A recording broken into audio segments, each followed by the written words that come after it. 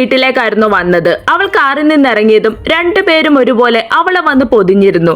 പെട്ടെന്നുണ്ടായ ഷോക്കിൽ പെണ്ണ് പുറകിലേക്ക് ഒന്ന് വേച്ചു പോയി. എങ്കിലും ബാലൻസ് ചെയ്ത് നിന്നു. അവൾ അവരെ കൂർപ്പിച്ചെന്ന് നോക്കി. അതിന്റെ രണ്ടിന്റെ വക നല്ലൊരു ഇളിയായിരുന്നു. വന്ന കാലിൽ നിൽക്കാതെ അകത്തേക്ക് വാ മോളെ. ഡെവിയുടെ വീട്ടിൽ നിന്നിരുന്ന ശാരദാമ്മയായിരുന്നു അത് പറഞ്ഞത്. ശാരദാമ്മ ഇപ്പോൾ ജയുടെ വീട്ടിലാണ് നിൽക്കുന്നത്. ജയുടെ ഫാമിലി നാട്ടിലേക്ക് മടങ്ങിയപ്പോൾ ശാരദാമ്മയ്ക്ക് അങ്ങോട്ട് സ്ഥലം മാറ്റം കിട്ടിയതായിരുന്നു. വീട്ടിൽ ഇപ്പോൾ ഡെവിയുടെ മമ്മി ഉള്ളത് കൊണ്ട് പാചകമെല്ലാം മമ്മിയുടെ വകയായിരുന്നു. അതുകൊണ്ട് തന്നെ ശാരദാമ്മയ്ക്ക് അവിടെ വലിയ റോളൊന്നും ഇല്ലായിരുന്നു. അവൾ ഒരു ചിരിയോടെ അകത്തേക്ക് കയറി. ജയ്കുഞ്ഞിനേക്കാൾ നിറമുണ്ട് കൊച്ചിന്. കണ്ടാൽ മോഡേൺ പെണ്ണാണെന്നേ പറയൂ. അതുപോലെയുള്ള വസ്ത്രധാരണമാണ് കൊച്ചിന്. ഏറെ മനോഹരം ആ വെള്ളാരം കണ്ണുകളാണ്. ശരിക്കും ഒരു ബേബി ഡോൾ പോലെ സുന്ദരിയായ പെൺകുട്ടി. അതായിരുന്നു ആദി. ശാരദാമ്മ ആദ്യം കണ്ട നിമിഷം മനസ്സിൽ ചിന്തിച്ചു പോയി. അത്രയും സുന്ദരിയായ കുട്ടിത്തം മാറാത്ത ആ പെണ്ണിനെ ആർക്കാണ് ഇഷ്ടമാകാത്തത്? അവർക്ക് ചിന്തിക്കാതിരിക്കാൻ കഴിഞ്ഞില്ല. അമ്മ തണുത്തത് എന്തെങ്കിലും എടുക്ക്, ആദ്യം വിളിച്ചു കൂവുകയാണ്. അത് കേട്ടാണ് ഡെവി അകത്തേക്ക് വരുന്നത്. അത് കൊള്ളാമല്ലോ ആദി കൊച്ചെ. അപ്പൊ ഡെവി കുഞ്ഞ് വരുന്ന വഴി ഒന്നും വാങ്ങി തന്നില്ലേ? അമ്മ ഡെവിയെ ഒന്ന് കൂർപ്പിച്ചു നോക്കിക്കൊണ്ട് ആദിയോട് ചോദിക്കവേ, എന്റെ അമ്മയ്ക്ക് തോന്നുന്നുണ്ടോ ഈ പെണ്ണിനൊന്നും വാങ്ങിക്കൊടുക്കാതെ ഇവിടെ വരെ കൊണ്ടുവരാൻ പറ്റുമെന്ന്? നല്ല കാര്യമായിപ്പോയി. വീട്ടിൽ നിന്നിറങ്ങി ഇവിടെ വരെ നോക്കിയ ഈ പെണ്ണൊരു കടയിലുള്ള സാധനങ്ങളെല്ലാം തിന്നെന്ന് തന്നെ പറയാം. ഐസ്ക്രീം മുതൽ ഷേക്ക് വരെ എന്നെ കൊണ്ട് വാങ്ങിച്ചു തിന്ന മുതല ഈ നിൽക്കുന്നത്. അത് വല്ലത് കാണാനുണ്ടോ? അതുമില്ല. അതാണ് ചാച്ച എന്റെ കഴിവ്. ഞാൻ എത്ര കഴിച്ചാലും എന്റെ ശരീരത്തിൽ അത് ഏൽക്കില്ല. വലിയ ഗമയിലാണ് അവളുടെ പറച്ചിൽ. അമ്മ നോക്കി നിൽക്കാതെ വെള്ളം തായോ? പറയേണ്ട താമസം. അമ്മ അടുക്കളയിലേക്ക് ചിരിയോടെ പോയിരുന്നു.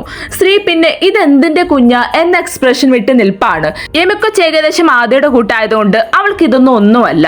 പാവൻ ഡെവിയുടെ പോക്കറ്റ് കീറിക്കും എമി ആയിരുന്നെങ്കിൽ. എന്റെ ഏട്ടത്തി പെണ്ണിന് സുഖം തന്നെയല്ലേ? കൊഞ്ചലോടെ ചോദിച്ചുകൊണ്ട് ആദി അവളുടെ കവിളി പിടിച്ചു വലിച്ചിരുന്നു. അതിനവൾ ആണെന്ന രീതിയിൽ തലയാട്ടി. എന്താണ് മിസ്റ്റർ ഹരിമാധവൻ ഈ വഴിക്കൊക്കെ? ജയ് പുച്ഛത്തോടെ ചോദിക്കവേ ഹരി അതിന് ഒന്ന് പുഞ്ചിരിച്ചതേ ഉള്ളൂ. ഹളിയം വന്ന കാലം നിൽക്കാതെ ഇരിക്കാൻ നോക്ക്. പരിഹാസമായിരുന്നു അവന്റെ വാക്കുകളിൽ.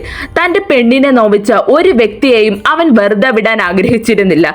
അത് അവന്റെ കുത്തിയുള്ള സംസാരത്തിൽ ഹരിക്ക് വ്യക്തമായിരുന്നു. ആഞ്ജനയുടെ പരിഹാസം അതെനിക്ക് മനസ്സിലായി. അതുപോലെ നിങ്ങളുടെ പരിഹാസം അതെനിക്ക് ഇഷ്ടമായി. ഞാൻ ചെയ്ത തെറ്റിന് ഇതൊക്കെ ഞാൻ അർഹിക്കുന്നതാണ്. അത്രയ്ക്ക് വലിയ പാപമാണ് ഞാൻ എന്റെ കൊച്ചിനോട് ചെയ്തത്. എന്റെ കൊച്ചു പോലും. ഹരിയുടെ എല്ലാം തകർന്നവനെ പോലുള്ള ആ ഇരിപ്പ് കണ്ടതും ജയ്ക്ക് കാര്യങ്ങൾ ഏറെക്കുറെ മനസ്സിലാക്കാൻ കഴിഞ്ഞിരുന്നു.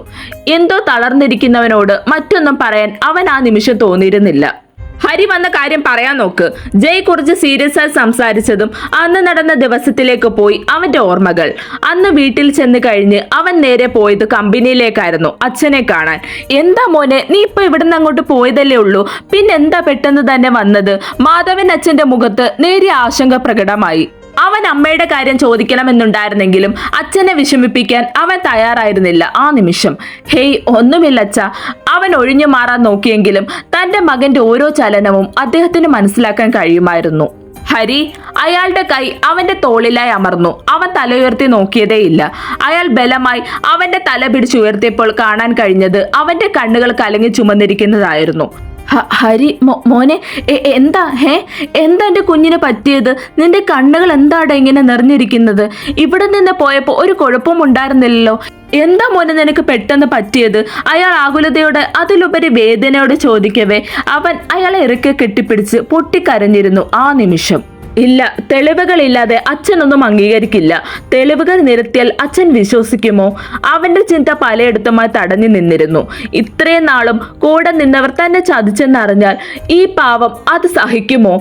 വെറും തെറ്റിദ്ധാരണയുടെ പേരിൽ സ്വന്തം മകളെ അകറ്റി നിർത്തിയതും വേദനിപ്പിച്ചതും അച്ഛന് സഹിക്കാൻ കഴിയുമോ? ഇല്ല, നെഞ്ചു പൊട്ടി മരിച്ചു പോകും ഈ പാവം. ഉള്ളിലുള്ള വേദന ആരോടും തുറന്നു പറയാൻ കഴിയാത്ത അവസ്ഥയിലായിരുന്നു ഹരി ആ നിമിഷം.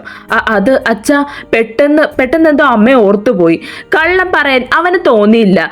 അവൻ പറയവേ ഒരു വേള അയാൾ തന്റെ പാറുവിനെ ഓർത്തുപോയി. ആ കണ്ണുകൾ ഈറനായി. അച്ഛ, ആ സമയത്ത് അമ്മയെ നോക്കി ഡോക്ടർ ആരായിരുന്നുവെന്ന് അച്ഛൻ ഓർമ്മയുണ്ടോ? അവനൊരു സംശയത്തോടെ ചോദിക്കവേ അയാൾ ആ പേര് പറഞ്ഞിരുന്നു, അയാളുടെ ഡീറ്റെയിൽസ് പറഞ്ഞിരുന്നു. പക്ഷെ അയാൾ അപ്പോഴും തന്റെ പാറുവിന്റെ ഓർമ്മകളിലായിരുന്നു. എന്താണ് ഹരി ചോദിച്ചതെന്നും അയാൾ പറഞ്ഞത് എന്താണെന്നും അയാൾ ആ നിമിഷം ചിന്തിച്ചിരുന്നില്ല. അയാളുടെ മനസ്സിൽ ആ നിമിഷം അവർ മാത്രമേ ഉണ്ടായിരുന്നുള്ളൂ. അയാളുടെ പാറു എന്ന പാർവതി, തന്റെ പ്രണയമായിരുന്നവൾ, തന്റെ എല്ലാമായിരുന്നവൾ. ആ നിമിഷം അയാളിൽ മറ്റൊന്നും തന്നെ ഉണ്ടായിരുന്നില്ല. അച്ഛന്റെ അവസ്ഥ മനസ്സിലാക്കി അയാൾ ആശ്വസിപ്പിച്ചതിന് ശേഷമാണ് അവൻ മടങ്ങിയത്. പിന്നീട് അവൻ ചെന്നത് അന്ന് അമ്മയെ നോക്കിയ ഡോക്ടർ ഗിരീഷിന്റെ അടുത്തേക്കായിരുന്നു. അയാൾ രണ്ട് പൊട്ടിക്കേണ്ടി വന്നു സത്യത്തിലേക്ക് എത്തിച്ചേരുവാൻ. സർ പ്ലീസ്, ഇനി എന്നെ തല്ലല്ലേ, ഞാൻ പറയാം. മഹിസാറിന്റെ മധുസാറിന്റെ നിർദ്ദേശപ്രകാരമാണ് അന്ന് അങ്ങനെയൊക്കെ ചെയ്യേണ്ടി വന്നത്. സ്വാഭാവിക മരണമായിരുന്നു അവർ എന്നോട് ആവശ്യപ്പെട്ടത്. പാർവതിയുടെ ഡെലിവറി കഴിഞ്ഞ് അവർ ആരോഗ്യവതിയായിരുന്നു. പക്ഷെ അമിതമായ ഓക്സിജന്റെ അളവിനാലാണ് അവർക്ക് ജീവൻ നഷ്ടമായത്. കുഞ്ഞിനെ കൂടി ഇല്ലാതാക്കാൻ അവരുടെ നിർദ്ദേശമുണ്ടായിരുന്നു. പക്ഷെ ഞാൻ അതിനെ എതിർത്തിരുന്നു. അപ്പോഴേക്കും മാധവൻ സാർ അറിഞ്ഞിരുന്നു പാർവതി മാഡത്തിന്റെ പ്രസവവും അതുപോലെ മരണവും. അവർ ഇല്ലാതായാൽ മാത്രമേ സ്വത്തുക്കൾ അവർക്ക് നേടിയെടുക്കാൻ കഴിയുകയുള്ളൂ എന്ന വിശ്വാസമാണ് അവരെ കൊണ്ട് ഇതൊക്കെ ചെയ്യിച്ചത്. അതിന് എന്റെ സഹായം തേടുകയായിരുന്നു. ആദ്യം എതിർത്തുവെങ്കിലും അവർ നീട്ടിയ നോട്ടുകൾ എന്റെ തീരുമാനത്തെ മാറ്റിയിരുന്നു. അമിതമായ ഓക്സിജന്റെ അളവ് കൊടുക്കേണ്ടി വന്നു. അവരെ മരണത്തിലേക്ക് തള്ളിവിടേണ്ടി വന്നു. അതിന് ഞാൻ ഇന്നും പശ്ചാത്തപിക്കുന്നുണ്ട്. ഡോക്ടർ അത് പറഞ്ഞു കഴിയവേ മുഖമടച്ചൊരടിയായിരുന്നു ഹരിയിൽ നിന്ന് കിട്ടിയ മറുപടി. ഒരു മകൻ ചെയ്യേണ്ട കടമ അവൻ നിർവഹിക്കുകയായിരുന്നു ആ നിമിഷം ചെയ്തത്. അവിടെ നിന്നിറങ്ങി അവൻ നേരെ പോയത് കുടുംബജോത്സ്യന്റെ അടുത്തേക്കായിരുന്നു. അയാൾക്കും കൊടുക്കേണ്ട കൊടുത്തിട്ടാണ് ഹരിയുടെ വരവ്. അവരുടെ വാക്കുകൾ ഒരു തെളിവായി അവൻ ഫോണിൽ പകർത്താനും മടിച്ചിരുന്നില്ല. അവൻ പറഞ്ഞു നിർത്തിയതും അവിടെ ഒരു നിശബ്ദത തളം കെട്ടിയിരുന്നു. കുറച്ചു സമയം ഇരുവരും മൗനമായിരുന്നു.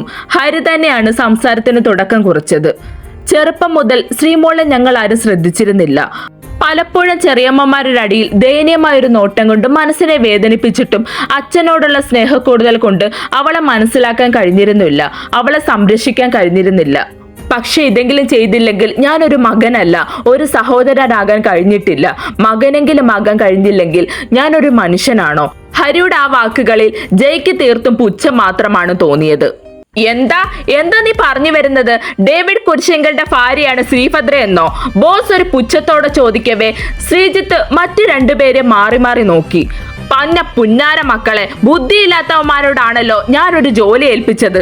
അയാൾക്ക് അയാളുടെ തന്നെ ഒരു നിമിഷം പുച്ഛം തോന്നി, ദേഷ്യം തോന്നി. നീയൊക്കെ എന്താ കരുതിയത്? ഞാൻ വെറും ഒരു വിഡ്ഢിയാണെന്നാണോ? 6 മാസം കഴിഞ്ഞു ഡേവിഡിന്റെ പുറകിൽ ഉണ്ടാക്കിയെന്ന് പോലും. സാർ, ഞങ്ങൾക്കൊന്നും മനസ്സിലാകുന്നില്ല സാർ പറയുന്നത്. ജിത്തുള്ളിലെ ദേഷ്യം കടിച്ചമർത്തി പറയുമ്പോൾ അയാൾക്ക് തന്റെ ദേഷ്യം നിയന്ത്രിക്കാൻ കഴിയുന്നതിനപ്പുറമായിരുന്നു. എടാ പന്ന മക്കളെ, അവളെ കെട്ടി കൂടെ പൊറപ്പിച്ചത് ഡേവിഡ് അല്ല. പിന്നെ ജിത്തിന്റെ തൊണ്ടയിൽ നിന്ന് ശബ്ദം തന്നെ പുറത്തേക്ക് വരാത്തത് പോലെ ആ ഒരു നിമിഷം. അയോധ്യ ഗ്രൂപ്പിന്റെ തലവൻ, കിരീടം വെക്കാത്ത ചെകുത്താനാണവൻ. ദേശത്തിന്റെ മൂർത്തിഭാവം. പാവങ്ങളോട് അവൻ എന്ന പുച്ഛം മാത്രമായിരുന്നു. അവൻ ആഞ്ജനേയ്. അയാൾ പറഞ്ഞു നിർത്തിയതും ജിത്തിന്റെ കയ്യിൽ നിന്ന് ഫോൺ താഴേക്ക് വീണതും ഒരുമിച്ചായിരുന്നു. അവനാകെ വിളറി വെളുത്തിരുന്നു ആ ഒരു നിമിഷം. മറ്റുള്ളവരുടെ അവസ്ഥയും അത് തന്നെ ആയിരുന്നു. അപ്പോഴും താഴെ വീണ ഫോണിൽ നിന്നും അയാളുടെ സ്വരം അവർക്ക് കേൾക്കാൻ കഴിയുമായിരുന്നു. ഒരാഴ്ച അതിനുള്ളിൽ ആ പെണ്ണിനെ എനിക്ക് കിട്ടിയിരിക്കണം. അതേത് രീതിയിലായാലും. വേറൊന്നും എനിക്കറിയണ്ട. വേണ്ട ജിത്തു, നമുക്കിതിൽ നിന്ന് എങ്ങനെയെങ്കിലും പിന്മാറുന്നതാ നല്ലത്. നമുക്ക് വേറെ എന്തെങ്കിലും നോക്കാം. ആരോമൽ പേടിയോടെ പറയവേ അഖിയും അത് ശരിവെച്ചു. അതേടാ ആഞ്ജനെ, അയാളെ എതിർത്ത് നിൽക്കാൻ നമുക്ക് കഴിയില്ല. അത് മാത്രമാണോ അഖി? ആ ഫോട്ടോസ് എല്ലാം അവന്റെ കയ്യിൽ കൊടുക്കുകയും ചെയ്തു നമ്മൾ. ആരോമൽ പറയവേ മതി നിർത്ത്. എന്റെ കൂടെ നിൽക്കാൻ കഴിയുന്നവന്മാർ മാത്രം നിന്നാ മതി, അല്ലാത്തവന്മാർക്ക് പോകാൻ. എന്തായാലും നമ്മൾ ഇവിടെ വരെ ആയി. അവളെ കിട്ടാതെ എനിക്കിനി വിശ്രമമില്ല. അവൻ, ആ ആഞ്ജനെ, എന്നെ തോൽപ്പിക്കാൻ നോക്കിയവനാണ്. അവൻ എത്ര നാൾ അവളെ സംരക്ഷിക്കാൻ കഴിയും? ഇതിൽ നിന്ന് പിന്നെ പിന്മാറാൻ പറ്റുമെങ്കിൽ നീയൊക്കെ ഒന്ന് ശ്രമിച്ചു നോക്ക്. ആ ബോസ് നിന്നെയൊക്കെ വെറുതെ വിടുമെന്ന് നിനക്കൊക്കെ തോന്നുന്നുണ്ടോ?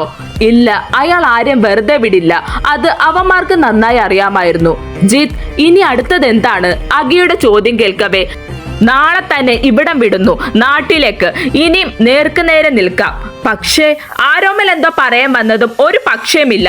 നിനക്കൊക്കെ കൂടെ നിൽക്കാമെങ്കിൽ മാത്രം നീയൊക്കെ നിന്നാൽ മതി. ഇനിയുള്ള കളി നാട്ടിലായിരിക്കും. നീ കാത്തിരുന്നോ ആഞ്ജനേ?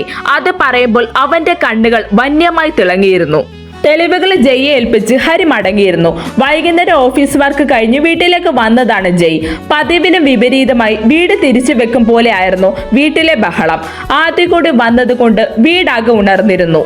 തന്റെ സങ്കടങ്ങൾ മറച്ചു വെച്ചുള്ള അവളുടെ ആ സന്തോഷം ജയിൽ നേരിയ നിരാശയും വേദന നിറയ്ക്കുന്നതായിരുന്നു. അഗ്നി അവളെ ഒന്ന് മനസ്സിലാക്കിയിരുന്നെങ്കിൽ എന്ന് അവൻ ഒരു നിമിഷം ചിന്തിച്ചു പോയി. അതിന് അവനും കൂടെ വിചാരിക്കണം. അവന്റെ മനസ്സിൽ ഇന്നും എന്താണെന്ന് പോലും ഒരു പിടിയും കിട്ടുന്നില്ല. എല്ലാം ശരിയാകും. ജയ് ഒന്ന് ദീർഘമായി നിശ്വസിച്ചു. ഹാളിക്കിടന്ന് ഒളിച്ചു കളിക്കുകയാണ് പെമ്പിള്ളാരും കൂട്ടിന് ഡെവിയും. കഷ്ടം, എടാ നീ നാഴിക്ക് 40 പ്രാവശ്യം, നിനക്ക് എന്നെ അങ്ങ് പുച്ഛമാണല്ലോടാ. ഇപ്പൊ നീ എന്തായി കാണിക്കുന്നത്? ജയ് ഒരു താളത്തിൽ അവനിട്ടൊന്ന് കൊടുത്തു. ഹോ, ഇതാണപ്പോ വലിയ കാര്യം. കൊച്ചുങ്ങൾ ഒരാഗ്രഹം പറയുമ്പോൾ അതങ്ങ് സാധിച്ചു കൊടുക്കണം. ഡെവി തന്റെ ഭാഗം പറഞ്ഞു. എന്തോ? എങ്ങനെ? എന്റെ ചേട്ടാ, ഈ ചാച്ചനാണ്. ചാച്ചനെ കൂടെ കൂട്ടാമോ, ബോറടിക്കുന്നെന്ന് പറഞ്ഞു വന്നത്. ആദ്യ കയറി അങ്ങ് പറഞ്ഞു. അത് കേൾക്കെ ഡെവി ഒന്ന് ചമ്മിയെങ്കിലും അത് പിന്നെ ഞാനിവിടെ ബോറടിച്ചിരിക്കണ്ടല്ലോ എന്ന് കരുതി അങ്ങ് ചേർന്നു. അല്ലാതെ വേറൊന്നുമില്ല പറഞ്ഞുകൊണ്ട് അവൻ അവിടെ നിന്ന് പെട്ടെന്ന് തന്നെ മുറിയിലേക്ക് വലിഞ്ഞിരുന്നു. ഇനി നിന്ന ശരിയാകില്ലെന്ന് അവൻ അറിയാമായിരുന്നു. ജയുടെ കണ്ണുകൾ ഫദ്രയിലേക്ക് ചെന്നെത്തിയതും ഒരു വേള ആ കണ്ണുകൾ ഒന്ന് തിളങ്ങിപ്പോയി. അവളിൽ നിന്ന് ഒഴുകിയിറങ്ങുന്ന വിയർപ്പ് തുള്ളികളെ നുണഞ്ഞെടുക്കാൻ ഒരു വേള അവന്റെ ഉള്ളം വെമ്പിപ്പോയി. ഞാനെന്നാ ഫ്രഷ് ആവാൻ വേണ്ടി പോകുക പറഞ്ഞുകൊണ്ട് അവൻ മുകളിലേക്കുള്ള സ്റ്റെപ്പുകൾ കയറവേ ഫദ്രെ ഒന്ന് വന്നേ. രണ്ടാമത്തെ സ്റ്റെപ്പിലായതും അവന്റെ സ്വരം അവളുടെ കാതുകളിൽ പതിഞ്ഞിരുന്നു. ദേ വിളിക്കുന്നു, പൊക്കോ, അല്ലെങ്കിൽ അങ്ങയുടെ സ്വഭാവത്തിൽ ഇനി വിളി കാണില്ല. ഇവിടെ വന്ന് ഏട്ടത്തി നിന്നെ എടുത്തുകൊണ്ട് പോകും. ആദ്യം പൊന്നു ഒരുപോലെ പറയവേ. ചമ്മി ഒരു ചിരി ചിരിച്ചുകൊണ്ട് അവൾ മുകളിലേക്കുള്ള സ്റ്റെപ്പുകൾ കയറിയിരുന്നു. അത് കണ്ടു നിന്ന് രണ്ടുപേരുടെ ചുണ്ടിൽ ഒരിള പുഞ്ചിരി വിരിഞ്ഞു. മുകളിലേക്ക് പോകുന്നവന്റെ ചുണ്ടിൽ അപ്പോഴും കുസൃതിച്ചിരി നിറഞ്ഞു നിന്നു. ആ ദിവസം വന്നെത്തിയിരിക്കുന്നു. ഇനി കാത്തിരിക്കാൻ വയ്യ.